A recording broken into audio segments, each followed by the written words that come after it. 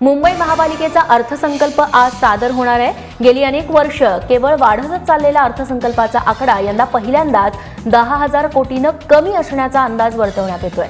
त्याचबरोबर जकात बंद झाल्यानंतरचा हा पहिलाच अर्थसंकल्प आहे।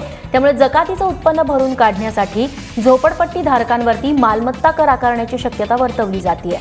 पालिकेत शिवसेनेची सत्ता असल्याने सेनेच्या वचननाम्यातील अनेक घोषणांचा अर्थसंकल्पात समावेश असू शकतो। 500 चौरस फुटांच्या आतील घरांना मालमत्ता कर माफ, तसंच 500 फुटांवरील घरांना मालमत्ता करात सवलत मिळते का, याकडे आता सगळ्यांचं लक्ष लागलंय। जो निधी अर्थसंकल्पामध्ये दाखवला जातोय तो प्रत्यक्षात निधी वापरला गेला पाहिजे। वास्तववादी अर्थसंकल्प असावा, तो फुगवटा असलेला अर्थसंकल्प जनतेला जर दिसला तर त्यांचा असं गैरसमज होतोय की खूप मोठ्या प्रमाणावरती अर्थसंकल्प दिसतोय 37,000 कोटीचा, प्रत्यक्षात ती कामं होत नाही आहेत। तर प्रत्यक्षात ते वास्तववादी अशा प्रकारचा रिअलिस्टिक अर्थसंकल्प असावा ही आमची भूमिका आहे। दरम्यान कसं असणार आहे मुंबई महापालिकेचं बजेट, तर उत्पन्नासाठी झोपडपट्ट्यांकडून मालमत्ता कर घेण्याची शक्यता आहे। 500 चौरस फुटांवरील घरांना मालमत्ता करातून सूट मिळते का हे बघावं लागेल। उद्धव ठाकरे यांनी वचननाम्यामध्ये हे मुद्दे मांडले होते। कोस्टल रोड मलजल प्रक्रिया केंद्रासाठी देखील मोठी तरतूद होऊ शकते। देवना डम्पिंग ग्राउंडवरती कचरा प्रक्रिया प्रकल्प मार्गी लागू शकतो, त्या दृष्टीने उपाययोजना असू शकतात या अर्थसंकल्पात। पाण्याचा निचरा लवकर होण्यासाठी देखील आर्थिक मदत आज जाहीर केली जाऊ शकते।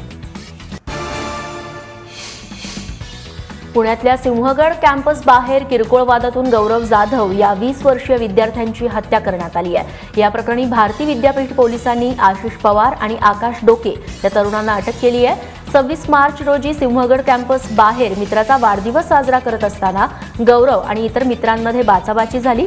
त्यातील एकानं गौरवच्या डोक्यात बांबू मारून त्याला जखमी केलं आणि तो पळून गेला। गंभीर जखमी झालेल्या गौरवचा उपचारादरम्यान मृत्यू झाला। पोलिसांनी तपासाची चक्र फिरवून 24 तासांच्या आत आरोपींना अटक केली आहे। कल्याण डोंबिवली महापालिकेतल्या राडेबाज नगरसेवकाची गाडी जळाल्याचं समोर येत आहे। पोलिसांनी जप्त केलेली गाडी जळून खाक झाली असून ती उन्हानं जळाल्याचा पोलिसांचा दावा आहे। पालिकेच्या महासभेदरम्यान शिवसेना नगरसेवक महेश गायकवाड आणि अपक्ष नगरसेवक कुणाल पाटील यांच्या समर्थकांमध्ये जोरदार राडा झाला। राड्यानंतर पोलिसांनी नगरसेवकांच्या गाड्यांची तपासणी केली असता त्यात हॉकी स्टिक, मिरची पूड, रायफल असं साहित्य सापडलं।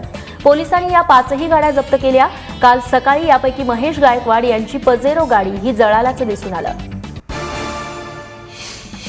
खेड तालुक्यातल्या कुरकुंडी गावामध्ये कौटुंबिक वादातून तिहेरी हत्याकांड घडलंय।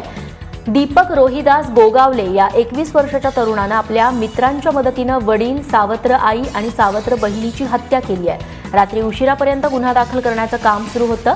धक्कादायक म्हणजे पुरावा नष्ट करण्यासाठी घराजवळील चरामध्ये एकावर एक 3 मृतदेह शेणखत टाकून गाडून ठेवण्यात आले। मृत वडील रोहिदास गोगावले, त्यांची पत्नी मंदा आणि मुलगी अंकिता ही शनिवारपासून बेपत्ता होते। मात्र पोलिसांनी चौकशी केली असता हा घातपाताचा प्रकार असल्याचा संशय त्यांना आला होता। त्यानंतर घरापासून 100 मीटर अंतरावरच 3ही मृतदेह सापडले। अभिनेत्री ममता कुलकर्णी विरोधात ठाणे विशेष न्यायालयानं अजामीनपात्र वॉरंट बजावलंय। ठाणे पोलिसांनी एफेड्रिन जप्ती प्रकरणी सोमवारी ममता आणि तिचा पती विकी गोस्वामी विरोधात भक्कम पुरावे सादर केले। त्यानंतर न्यायालयानं दोघांविरोधात वॉरंट बजावलंय।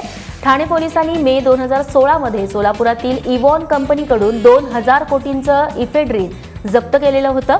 या प्रकरणात पोलिसांनी आतापर्यंत कंपनीच्या मालकांसोबतच त्याच्या साथीदारांना अटक केली आहे। दरम्यान या प्रकरणात ममता कुलकर्णी देखील सूत्रधार असल्यानं तिच्या अटकेसाठी आता पोलिसांनी प्रयत्न सुरू केले।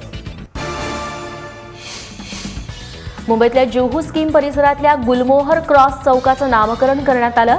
शास्त्रीय संगीत गायक आणि पद्मिनी कोल्हापुरेचे वडील पंडित पंढरीनाथ कोल्हापुरे यांचं नाव या चौकाला देण्यात आलंय। ज्येष्ठ गायिका आशा भोसले आणि शिवसेना पक्षप्रमुख उद्धव ठाकरे यांच्या उपस्थितीत हा नामकरणाचा सोहळा पार पडला। यावेळी अभिनेत्री पद्मिनी कोल्हापुरे, श्रद्धा कपूर आणि अभिनेते जॅकी श्रॉफ सोबतच जितेंद्र शक्ती कपूर यांनी देखील या कार्यक्रमाला हजेरी लावली। बहुत ही गर्व की बात है, हमारी पूरी फैमिली के लिए गर्व की बात है कि आज ये मेरे पिताजी के नाम से, पंडित पंढरीनाथ कोल्हापुरे के नाम से आज ये रास्ता इनॉग्रेट हुआ है। और भी उससे ज़्यादा खुशी की बात ये है और स्पेशल बात ये है कि उद्धव जी आए इस मौके पर और हमारा मतलब पूरे फैमिली का मान बढ़ाया।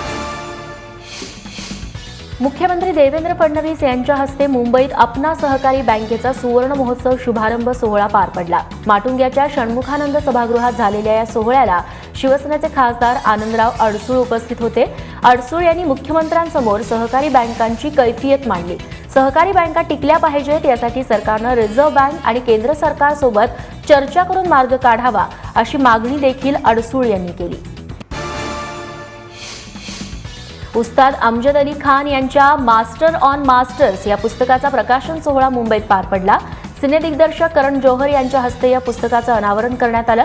20व्या शतकात शास्त्रीय संगीतात उल्लेखनीय कामगिरी केलेल्या 12 कलाकारांच्या सांगीतिक शैली या पुस्तकातून मांडण्यात आल्यात। यात गुलाम अली खान, उस्ताद आमिर खान, बेगम अख्तर, उस्ताद अल्ला रखा खान, केसरबाई केरकर, पंडित कुमार गंधर्व तसंच पंडित भीमसेन जोशी, उस्ताद बिस्मिल्ला खान, पंडित रविशंकर इत्यादींबद्दल वाचता येणार आहे। मुंबईचे नवनिर्वाचित महापौर विश्वनाथ महाडेश्वर यांनी मुंबईच्या महापौर बंगल्यात गुढी उभारून नववर्षाचं काल स्वागत केलं। मात्र यंदाची ही गुढी विशेष आहे, कारण महापौर बंगल्यात उभारली जाणारी ही शेवटची गुढी ठरलेली आहे। पुढील वर्षापासून महापौर बंगला बाळासाहेब ठाकरे यांच्या स्मारकासाठी देणं नियोजित आहे। त्यामुळे महापौर बंगल्यातील यंदाची ही अखेरची गुढी होती।